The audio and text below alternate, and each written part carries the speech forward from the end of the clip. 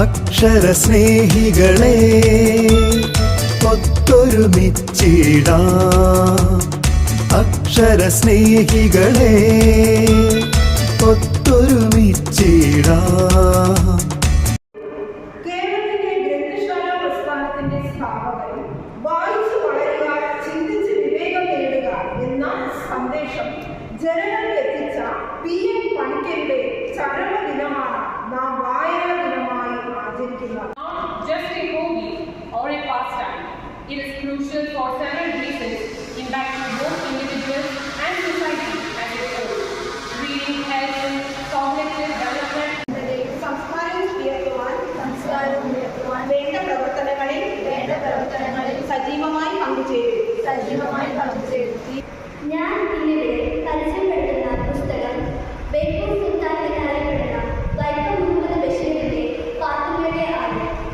തലമുറഭേദമില്ലാതെ ഓരോരുത്തരും തങ്ങളുടെ വായനാമുറിയിലെ വിശുദ്ധ ഇതിഹാസമായി കരുതുന്ന പുസ്തകമാണ് വൈക്കം മുഹമ്മദ് ബഷീറിന്റെ പാത്തുമ്മയുടെ ആട്. അറിവിൻ പൊൻദീപമൊന്നായി തെളിയിക്കാം, വായിച്ചു വളർന്നിടാം, അറിവുകൾ നേടിയിടാം. നീലം പേരൂരിൽ പുതുവായിൽ നാരായണ പണിക്കർ നാമധേയത്തിൽ പിറവിയെടുത്തൊരു അക്ഷര നക്ഷത്രമേ. അക്ഷരസ്നേഹികളെ ഒത്തൊരുമിച്ചിടാം,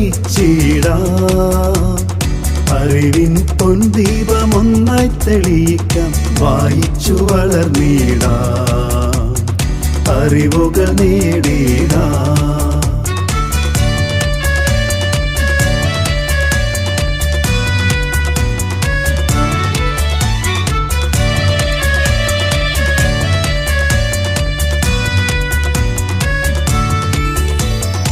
അറിവുകൾ നേടാൻ വായിച്ചു വളരാൻ സനാതനധർമ്മം വായനശാല പടുത്തുയർത്തിയിലേ, ജന്മനാട്ടിൽ പടുത്തുയർത്തിയിലേ.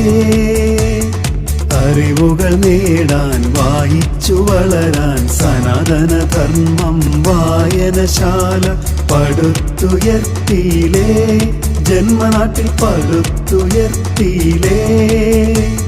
ഗ്രന്ഥശാല സംഘത്തിന് ഉദയമേകിടാൻ സാരഥിയായില്ലേ, ധീരസാരഥിയായില്ലേ. അക്ഷരസ്നേഹികളെ ഒത്തൊരുമിച്ചിടാം, അറിവിൻ പൊൻദീപമൊന്നായി തെളിയിക്കാം, വായിച്ചു വളർന്നിടാം, അറിവുകൾ നേടിടാം.